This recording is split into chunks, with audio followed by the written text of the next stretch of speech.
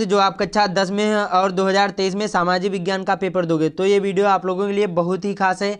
आज के इस वीडियो में बताऊंगा जो यहाँ पर सामाजिक विज्ञान का पेपर ये कैसा आएगा, कहाँ पर कौन से प्रश्न पूछे जाएंगे। ये आपको जो मालूम हो गया है तो बहुत ही आसानी से आप लोग वहाँ पर हल कर पाओगे, क्योंकि आपका पैटर्न एकदम चेंज हो चुका है। अब आपके बोर्ड एग्जाम में 20 नंबर के जो यहाँ पर बहुविकल्पीय प्रश्न पूछे जाएंगे और ये आपको OMR शीट में भरना होगा, तो बताने वाला हूँ। और ये 20 नंबर के जो बहुविकल्पीय क्वेश्चन हैं ये बहुत ही इंपॉर्टेंट है और ये वायरल पेपर है, इसको हल करके ही जाना। इनके सारे उत्तर बताने वाले हैं, तो आप लोग वीडियो को पूरा देखना, बहुत ही इंपॉर्टेंट है। देखिए लिखा हुआ है 2022-23, उसके बाद में कक्षा 10 और 3 घंटा 15 मिनट टाइम रहता है। उसके बाद में यहाँ पर सामान्य निर्देश हैं, ये आपको अच्छी तरीके से पढ़ लेना है। इसमें सारी चीज़ें बताता है कि आपको क्या करना है क्या नहीं करना है, तो आपको ये सामान्य निर्देश जरूर ही पढ़ लेना, चाहे जो भी विषय हो। तो यहाँ पर पहला क्या है, सभी प्रश्न अनिवार्य हैं। उसके बाद में लिखा है प्रारंभ के 15 मिनट परीक्षार्थियों को प्रश्न पत्र पढ़ने के लिए निर्धारित है।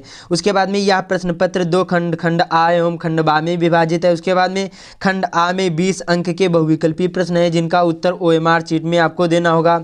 उसके बाद में OMR शीट पर उत्तर अंकित किए जाने के पश्चात उसे काटे नहीं और इरेजर व एवं व्हाइटनर आदि का प्रयोग नहीं करना है। मैंने आप लोगों को वीडियो बना दिया है कि जो OMR शीट होती है इसको कैसे भरा जाता है, तो विजिट करके देख सकते हैं चैनल पर।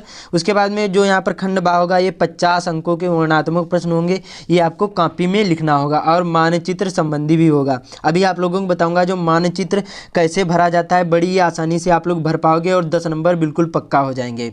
उसके बाद में लिखा है यहाँ पर प्रत्येक प्रश्न के लिए निर्धारित अंक उसके सम्मुख हैं। उसके बाद में दिए गए मानचित्र को उत्तर पुस्तिका में मजबूती से आपको बांधना है, आवश्यक है। उसके बाद में दृष्टिबाधित परीक्षार्थियों के लिए मानचित्र कार्य स्थान अलग से प्रश्न लिखने के लिए दिए गए हैं। तो अब यहाँ से शुरू होता है, ये आपको 20 जो क्वेश्चन है ये आपको जरूरी हल करके जाना, बहुत ही इंपॉर्टेंट है। तो आप लोग वीडियो को पूरा देखना और जो चैनल पर नया चैनल को जरूर ही सब्सक्राइब कर लेना। आपको यहाँ पर क्लास 10 से रिलेटेड अच्छे वीडियो मिलेंगे। तो यहाँ पर पहला क्वेश्चन कौन सा है, निम्न में से कौन, यहाँ पर लिखा है निम्न में से कौन 1815 की वियना संधि, क्या है, वियना संधि से संबंधित है। बिस्मार्क आ वाला ऑप्शन की, नेपोलियन की, यहाँ पर ड्यूक मेटरनिक की, यहाँ पर ज्यूसेपी मेत्सनी। तो इसका राइट आंसर कौन सा हो जाएगा, जो यहाँ पर 1815 की वियना संधि से संबंधित है, तो ये सा वाला इसका राइट आंसर हो जाएगा। ड्यूक मेटरनिक की राइट आंसर ये वाला हो जाएगा, सा वाला इसका राइट आंसर हो जाएगा। कौन सा, इसका सा वाला राइट आंसर हो जाएगा। और आप लोग कमेंट में जरूर बताना कि इसके आपके कितने राइट आंसर हो गए, तो सा वाला इसका राइट आंसर है। उसके बाद में अगला यहाँ पर सत्या की साझेदारी में बेल्जियम मॉडल का मुख्य महत्व क्या है। बहुत ही इंपॉर्टेंट सारे क्वेश्चन है और NCERT हैं, तो आप लोग इनको जरूरी हल ही करके जाना। तो यहाँ पर आ वाला है सभी जातीय समूह के उनकी आबादी के अनुसार शक्ति साझा की गई, कि सभी जातीय समूह उनकी आबादी के अनुसार शक्ति साझा नहीं की गई, या फिर संप्रदायों को समान प्रतिनिधित्व दिया गया, या फिर उपरोक्त में से कोई नहीं। तो इसका राइट आंसर हो जाएगा सा वाला, संप्रदायों को समान प्रतिनिधित्व दिया गया, सा वाला इसका राइट आंसर हो जाएगा। जो बेल्जियम मॉडल का मुख्य महत्व क्या है, तो समान मतलब संप्रदायों को समान प्रतिनिधित्व दिया गया, सा वाला इसका राइट आंसर हो जाएगा।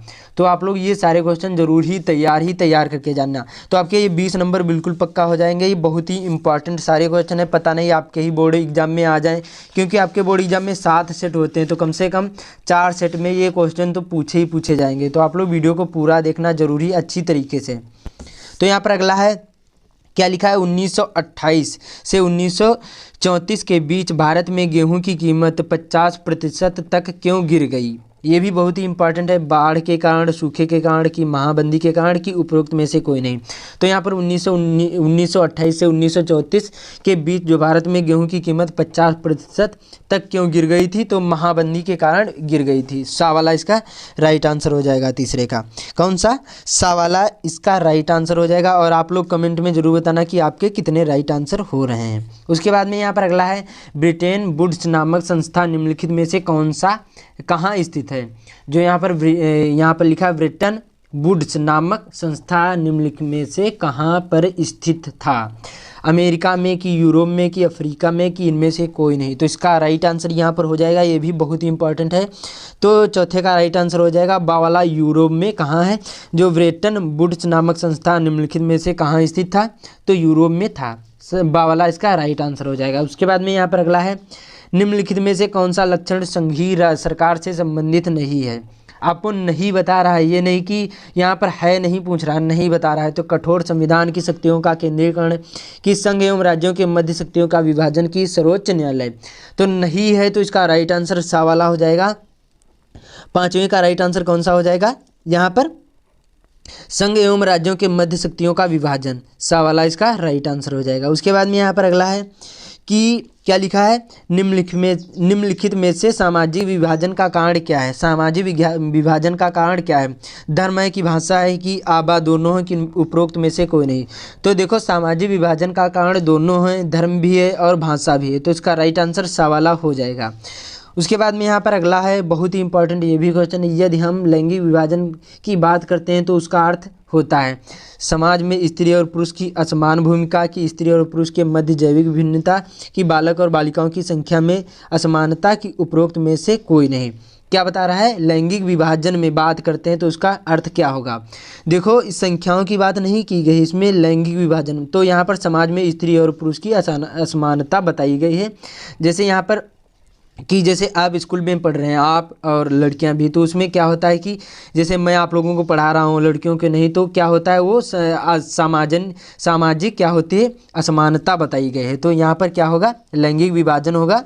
तो इसका राइट आंसर यही वाला हो जाएगा, अ वाला। उसके बाद में यहाँ पर अगला है, राष्ट्रवाद का उदय सर्वप्रथम किस देश में हुआ, जर्मनी में, फ्रांस में, कि इटली में, कि ब्रिटेन में। बहुत ही सरल सवाल है, ये प्रश्न है। तो आप लोग ये कमेंट में जरूर बताना, मैं आप लोगों को ये नहीं बताऊंगा। बहुत ही सरल है ये, आपको जो नहीं मालूम तो कुछ भी नहीं मालूम, क्योंकि बहुत ही इंपॉर्टेंट है और बहुत ही सरल है। राष्ट्रवाद का उदय एक लेसन भी है। तो आपको बताना है इसका राइट आंसर कौन सा हो जाएगा, जर्मनी होगा कि फ्रांस होगा कि इटली होगा कि यहाँ पर ब्रिटेन होगा। आठवें का राइट आंसर आप लोग कमेंट में जरूर बताना, मैं नहीं बताऊंगा। बहुत ही सरल ये क्वेश्चन है। उसके बाद में यहाँ पर अगला है, ये भी बहुत ही इंपॉर्टेंट सारे क्वेश्चन है, तो हल ही करके जाना। अभी और सारी चीज़ें बताने वाला हूँ, तो वीडियो को पूरा देखना। क्या है, ड्यूक मेटरनिख ने हमारी सामाजिक व्यवस्था का सबसे खतरनाक दुश्मन किसको माना। रूसो को, कि विक्टर इमैनुअल को, कि यहाँ पर काल्विन को, कि यहाँ पर ज्यूसेपी मेत्सनी को। तो इसका राइट आंसर हो जाएगा जो यहाँ पर ड्यूक मेटरनिख, ये ने हमारी सामाजिक व्यवस्था का सबसे खतरनाक दुश्मन किसको माना था। तो दा वाला इसका राइट आंसर हो जाएगा, ज्यूसेपी मेत्सनी को माना था। उसके बाद में यहाँ पर अगला है, लोकतांत्रिक शासन व्यवस्था अन्य व्यवस्थाओं से अच्छी है क्योंकि यह नागरिक में समानता को बढ़ावा देती है, व्यक्ति की गरिमा को बढ़ावा देती है, आबा दोनों की उपरोक्त में से कोई नहीं। तो 10वें का राइट आंसर यहाँ पर सा वाला हो जाएगा, नागरिकों को समानता को बढ़ावा भी देती है और व्यक्ति की गरिमा को भी बढ़ावा देती है। तो इसका राइट आंसर यहाँ पर दोनों हो जाएंगे, आबा सा वाला इसका राइट आंसर हो जाएगा। 10वें का सा वाला इसका राइट आंसर। उसके बाद में अगला यहाँ पर, मृदा किस प्रकार की प्राकृतिक संसाधन है। यहाँ पर लिखा है नवीकरण योग्य संसाधन, की अनवीकरण योग्य संसाधन, की जैव संसाधन, की संभावित संसाधन। तो मृदा किस प्रकार का प्राकृतिक संसाधन है, तो ये नवीकरण योग्य संसाधन है, क्योंकि इसको बार बार उपज कर सकते हैं, इसमें बार बार इसका प्रयोग कर सकते हैं। तो ये आ वाला इसका राइट आंसर हो जाएगा। उसके बाद में यहाँ पर अगला है, बहुत ही इंपॉर्टेंट है, निम्नलिखित में से पंजाब में भूमि संकुचन के मुख्य कारण क्या हैं। गहन खेती, अधिक सिंचाई, वनोन्मूलन, की अति पशुचारण। तो इसका राइट आंसर यहाँ पर हो जाएगा बा वाला, अधिक सिंचाई के कारण क्या होता है, पंजाब में संकुचन के मुख्य कारण क्या है, अधिक सिंचाई। यहाँ पर बा वाला इसका राइट आंसर हो जाएगा। उसके बाद में यहाँ पर अगला है, भारत में किस राज्य की शिशु मृत्यु दर निम्नतम है। केरल में, कि बिहार में, कि पंजाब में, कि हरियाणा में। तो इसका राइट आंसर यहाँ पर हो जाएगा केरल में, आ वाला इसका राइट आंसर हो जाएगा। कहाँ है, भारत में किस राज्य की शिशु मृत्यु दर निम्नतम है। तो यहाँ पर आ वाला इसका राइट आंसर हो जाएगा। उसके बाद में यहाँ पर अगला है, बहुत ही इंपॉर्टेंट ये भी है, सार्वजनिक एवं निजी क्षेत्र को किस आधार पर वर्गीकृत किया जाता है। रोजगार की परिस्थितियाँ, की आर्थिक क्रिया, की प्रकृति, की उद्यम का स्वामित्व, की यहाँ पर किसी उद्यम का काम कर रहे हैं श्रमिकों की संख्या। तो 14वें का राइट आंसर यहाँ पर हो जाएगा। क्या पूछ रहा है, सार्वजनिक एवं निजी क्षेत्र को किस आधार पर वर्गीकृत किया जाता है। तो यहाँ पर उद्यम का स्वामित्व के आधार पर वर्गीकृत किया जाता है। बहुत ही इंपॉर्टेंट ये भी क्वेश्चन है, तो आप लोग ये भी तैयार करके जाना। एग्जाम से पहले सारे क्वेश्चन जरूर ही तैयार करके जाना। उसके बाद में यहाँ पर अगला है, और इसी प्रकार से आपके बोर्ड एग्जाम में पेपर भी आएगा। सामाजिक विज्ञान यूपी बोर्ड का क्लास 10th का है, ये भू क्षरण से क्या तात्पर्य? भूमि का उपजाऊ होना कि भूमि का दलदली होना कि भूमि का उपजाऊ होना कि भूमि का योजनाबद्ध उपयोग? क्या बता रहा? भूक्षरण से क्या तात्पर्य? तो इसका राइट आंसर यहाँ पर हो जाएगा भूमि का अनुपजाऊ होना। क्या होता है? भूमि का अनुपजाऊ होना। तो इसका राइट आंसर यहाँ पर आ वाला हो जाएगा। उसके बाद में अगला है यहाँ पर, गोंडवाना कोयला का जमाव किस क्षेत्र में नहीं पाया जाता है? गोंडवाना जो कोयला का जमाव किस क्षेत्र में नहीं पाया जाता? दामोदर घाटी, सोन घाटी की, महानदी घाटी की, चंबल घाटी? तो देखो यहाँ ये सभी में पाया जाता है। कहाँ कहाँ पाया जाता है? जो गोंडवाना कोयला का जमाव किस किस क्षेत्र में पाया जाता है और नहीं इसमें पूछ रहा है। तो सबसे पहले समझते हैं कि गोंडवाना कोयला का जमाव कहाँ कहाँ पाया जाता है, किस किस क्षेत्र में। तो यहाँ पर देखो दामोदर घाटी में भी पाया जाता, सोन घाटी में भी पाया जाता, महानदी में घाटी में भी पाया जाता, लेकिन चंबल घाटी में नहीं पाया जाता। तो यहाँ पर दा वाला इसका डी वाला राइट आंसर हो जाएगा। उसके बाद में यहाँ अगला है, भूमिहीन ग्रामीण मजदूरों के लिए सबसे अधिक उपयुक्त विकास का लक्ष्य कौन सा है? उपज का सबसे समर्थन मूल्य, कि वह अपने बच्चों के विदेश में बसा सके, कि अधिक मजदूरी, की उपरोक्त में से कोई नहीं? क्या लिखा है? भूमिहीन ग्रामीणों मजदूरों के लिए सबसे अधिक उपयुक्त विकास का लक्ष्य कौन सा है? ये भी बहुत ही इंपॉर्टेंट क्वेश्चन है। आप लोग कमेंट में जरूर बताना इसका राइट आंसर कौन सा होगा। तो इसका राइट आंसर हो जाएगा अधिक मजदूरी। यहाँ पर ये वाला सा वाला इसका राइट आंसर हो जाएगा। उसके बाद में यहाँ पर अगला है, निम्नलिखित में से कौन सा व्यापार अवरोधकों का लक्षण नहीं है? इसमें भी नहीं पूछा जाएगा। देखो आपको कंफ्यूज नहीं होना, नहीं या फिर है, ये आप लोग अच्छी तरीके से सीख लेना। तो क्या है? पहला, सरकार विदेश व्यापार को नियमित करने के लिए व्यापार अवरोधकों का प्रयोग कर सकती है। तो यहाँ पर देखो इसका ये भी सही आंसर हो जाएगा। उसके बाद में सरकार यह निर्णय ले सकती है कि देश में किसी प्रकार की वस्तुएं कितनी मात्रा में आयातित होनी चाहिए, ये भी सही है। उसके बाद में विश्व व्यापार संगठन व्यापार अवरोधकों को बढ़ावा देता है, ये गलत, इसका राइट आंसर नहीं पूछ रहा, तो यही इसका राइट आंसर हो जाएगा। उसके बाद में यही सही है। देखो व्यापार अवरोधकों का लक्षण है जो, तो ये तीनों हैं, आ भी है, बा है और दा भी है, लेकिन सा नहीं पूछ रहा, तो ये वाला इसका सा वाला इसका राइट आंसर हो जाएगा। उसके बाद में यहाँ पर अगला है, निम्नलिखित में से कौन सा परंपरागत ऊर्जा का स्रोत नहीं है? कोयला होगा कि भूतापी ऊर्जा होगा कि आभा दोनों को होगा कि इनमें से कोई नहीं? क्या पूछ रहा है? परंपरागत ऊर्जा का स्रोत नहीं है। देखो हमेशा के लिए चला आ रहा हो तो स्रोत नहीं है, तो देखो भूतापी ऊर्जा होगा। बाकी जो कोयला होता है ये हमेशा के लिए होता है, चला आ रहा, जैसे 100 200 400 सालों से चला आ रहा। लेकिन जो भूतापी ऊर्जा होती है ये क्या है? परंपरागत ऊर्जा का स्रोत नहीं है। तो बावला इसका राइट आंसर हो जाएगा। उसके बाद में यहाँ पर अगला है, वैश्वीकरण का बहुराष्ट्रीय कंपनियों के निवेश पर क्या प्रभाव पड़ेगा?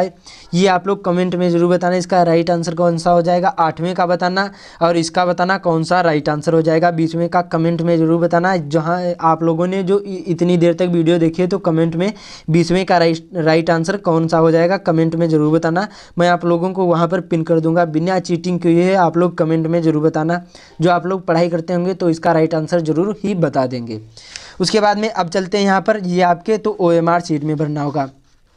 अब आते हैं यहाँ पर क्या आएगा, ये आपको खंड बा होगा और ये वर्णात्मक, ये देखो 80 शब्दों में लिखना होगा। तो ये देखो 4 नंबर के अथवा करके 2 क्वेश्चन पूछे जाएंगे। पहला भी होगा 4 नंबर का होगा, ये आप लोग देखो हल ही कर लेना। मैं आप लोगों को जो हल करके बताऊंगा तो ज़्यादा टाइम लगेगा, मैं आप लोगों को केवल समझा दे रहा हूँ। देखो इसमें पहला भी प्रश्न 4 नंबर का पूछा जाएगा और ये दोनों क्वेश्चन बहुत ही इंपॉर्टेंट हैं, तो आप लोग जरूर ही तैयार करके जाना एग्ज़ाम से पहले।